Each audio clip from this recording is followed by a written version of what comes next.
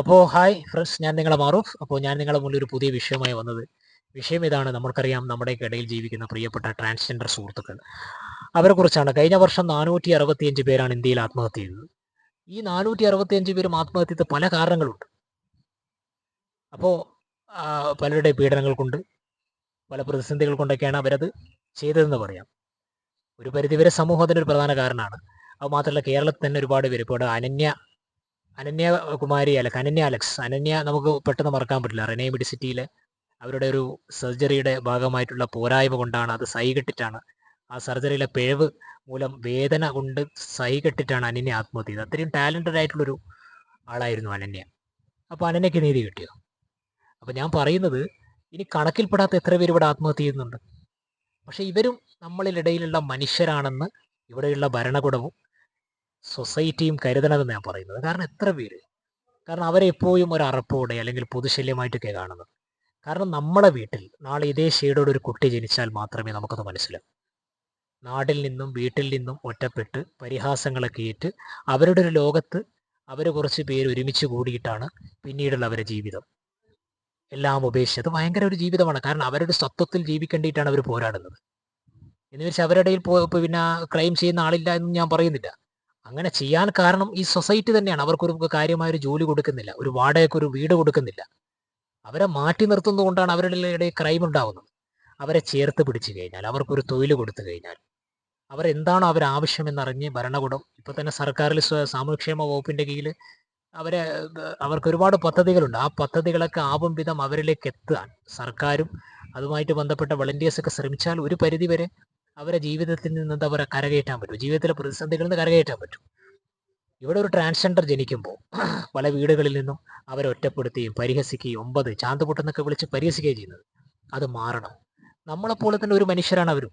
ഇവിടെ ആണും പെണ്ണും മാത്രമല്ല, ട്രാൻസ്ജെൻഡർ ഉണ്ട്, ട്രാൻസ്മാൻ ഉണ്ട്, അതുപോലെ ലെസ്ബിയൻസ് ആയിട്ടുള്ള ആളുകളുണ്ട്, ഗേസ് ഉണ്ട്. അങ്ങനെ ഒരുപാട് വിഭാഗം മനുഷ്യരിവിടെ ഉണ്ടെന്ന് ഈ സൊസൈറ്റി മനസ്സിലാക്കണം. ഇന്നത്തെ കാലത്ത് സോഷ്യൽ മീഡിയയൊക്കെ അതിന് ശക്തമായതുകൊണ്ട് കുറേയൊക്കെ ആളുകൾക്ക് അറിയാം. എങ്കിലും ഇപ്പോഴും ഇവരെയൊന്നും അംഗീകരിക്കാതെ ഒരു തരം പുച്ഛത്തോടെ കാണുന്ന ഒരു സമൂഹമുണ്ട്. അപ്പോൾ അങ്ങനെയുള്ള ആളുകളുടെ ചിന്താഗതി മാറട്ടെ എന്ന് നമുക്ക് പ്രാർത്ഥിക്കാം. അതങ്ങനെ അവർ തന്നെ വിചാരിക്കണം, അവർ മാറട്ടെ.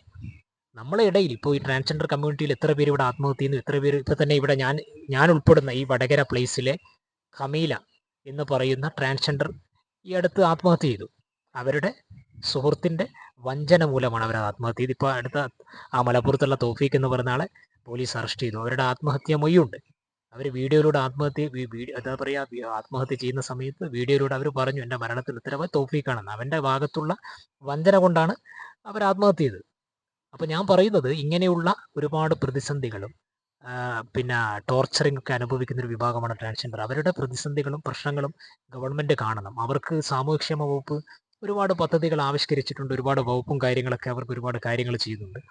അപ്പോൾ ആ കാര്യങ്ങളൊക്കെ അവരിലേക്ക് എത്താൻ ഇവിടെയുള്ള വളണ്ടിയേഴ്സ്, സന്നദ്ധ സംഘടനകളൊക്കെ ശ്രമിക്കണം. അവരെ കെയർ ചെയ്യണം എന്ന് ഞാൻ പറയുന്നത്. ഇനിയെങ്കിലും കേരളത്തിലുള്ള ട്രാൻസ്ജെൻഡർ കമ്മ്യൂണിറ്റി, അല്ലെങ്കിൽ പിന്നെ ആണും പെണ്ണുമില്ലാത്ത വേറെയും ഒരുപാട് വിഭാഗം ഇവിടെ ഉണ്ടെന്ന് ഇവിടെയുള്ള സമൂഹം മനസ്സിലാക്കണം. സർക്കാർ അവർക്ക് വേണ്ടി ചെയ്യുന്ന പദ്ധതികൾ, അവരുടെ ഉന്നമനത്തിനും അവരുടെ എന്താ പറയുക വിജയത്തിനും വേണ്ടി ചെയ്യുന്ന പദ്ധതികൾ, അവരുടെ എന്താ പറയുക നന്മയ്ക്ക് വേണ്ടി ചെയ്യുന്ന പദ്ധതികൾ അവരിൽ എത്തണം. അതിൽ നിന്ന് മാറി നിൽക്കുന്ന, മടിച്ചു നിൽക്കുന്ന കമ്മ്യൂണിറ്റി അല്ലെ ട്രാൻസ്ജെൻഡറുകളെ അതിലേക്ക് കൊണ്ടുവരാനും അവർക്ക് എന്താ പറയുക കൗൺസിലിംഗ് കൊടുക്കുവാനും ഗവൺമെൻറ്റുമായി ബന്ധപ്പെട്ട ആളുകൾ ശ്രദ്ധിക്കണമെന്നാണ് എനിക്ക് പറയാനുള്ളത്. ഇനിയെങ്കിലും അങ്ങനെ എന്താ പറയുക ട്രാൻസ്ജെൻഡർ അല്ലെ ഭിന്നലിംഗക്കാരെന്ന് പറഞ്ഞ് അവരെ പരിഹസിച്ച് മാറ്റി നിർത്താതെ അവരെ നമ്മുടെ കൂടെ ചേർത്ത് പിടിച്ച് ഒരുമയോടെ പോകുന്നൊരു സമൂഹം ഉണ്ടാവട്ടെ എന്ന് നമുക്ക് പ്രാർത്ഥിക്കാം. അങ്ങനെ പറയാനേ പറ്റൂ. ഇപ്പോഴും ട്രാൻസ്ജെൻഡർ തന്നെയാണ്, അതിന് സംശയമൊന്നുമില്ല. അവരെ പരിഹാസത്തോടെയും അറപ്പോടെയൊക്കെയാണ് കാണുന്നത്. ചെറിയ വിഭാഗം ചില ക്രൈംസ് ഒക്കെ ചെയ്യുന്നില്ലെന്നല്ല, അവരെ അങ്ങനെ ആക്കി തീർത്തത് ഈ സമൂഹം തന്നെയാണ്. അത് മനസ്സിലാക്കണം. അവരെ അതിൽ നിന്നൊക്കെ മാറ്റി ഏതൊരാളെയും സ്നേഹത്തോടെയും അനുകമ്പയോടെയും ജീവിതത്തിലേക്ക് തിരിച്ചു കൊണ്ടുവരാം. എത്രയോ നല്ല ഉന്നമനത്തോടെ നല്ല തൊഴിൽ ചെയ്യുന്ന മേക്കപ്പ് ആർട്ടിസ്റ്റുകളായിട്ടുള്ള എന്താ പറയുക, ഇപ്പോൾ അടുത്ത് ഇടപ്പള്ളിയിൽ ഒരു ട്രാൻസ്ജെൻഡർ വക്കീലായിട്ടുണ്ട്. അച്ഛനമ്മയ്ക്ക് അവർക്ക് സപ്പോർട്ടാണ്. അങ്ങനെ സപ്പോർട്ടീവായിട്ടുള്ള ആളുകളുണ്ട്. അവരെ പ്രത്യേകം അപ്രിഷ്യേറ്റ് ചെയ്യണം. ചില ഫാമിലിയൊക്കെ സപ്പോർട്ട് ചെയ്യുന്ന ട്രാൻസ്ജെൻഡർ ഉണ്ട്. നല്ല ഉന്നതിയിൽ ജോലി ചെയ്യുന്ന ആൾക്കാരുണ്ട്. അവരൊക്കെ ഓക്കെ, അത് വലിയൊരു കാര്യമാണ്. അതിൽ എനിക്ക് എന്താ പറയുക, സന്തോഷമുണ്ട്. അങ്ങനെ ഒരുപാട് ആളുകൾ ഒരു ഉയർന്ന തലത്തിലേക്ക് നിൽക്കുന്ന ആൾക്കാരുണ്ട്. അല്ലാത്ത കുറേ ആളുകളുണ്ട്, വിദ്യാഭ്യാസം കിട്ടാതെ, അല്ലെങ്കിൽ എന്താ പറയുക, ഒരു മാന്യമായ തൊഴിൽ ചെയ്യാൻ പറ്റാതെ സെക്സ് വർക്കറായി മാറിപ്പോയ ഒരുപാട് പേരുണ്ട്. ഒരുപാട് പേരുടെ ടോർച്ചർ കൊണ്ടൊക്കെ തകർന്നു പോയ ഒരുപാട് പേരുണ്ട്. അവരെയൊക്കെ നമ്മൾ കൈപിടിച്ച് ചേർത്തണം. വീണ്ടും പഠിക്കാൻ ആഗ്രഹമുള്ളവർക്ക് പഠിക്കാനുള്ള ഒരു അവസരം ഉണ്ടായി കൊടുക്കണം. അതിൽ അവസരപ്പെടില്ലേ? അതുപോലെ തന്നെ പുതിയ പുതിയ തൊഴിൽ സംരംഭങ്ങൾ, അങ്ങനെ എന്തെങ്കിലും മനസ്സിലെന്തെങ്കിലും തൊഴിൽ ചെയ്യാനുള്ള ഒരു ആഗ്രഹമുണ്ട്, അതിനുള്ള അവസരം ഉണ്ടായി കൊടുക്കണം.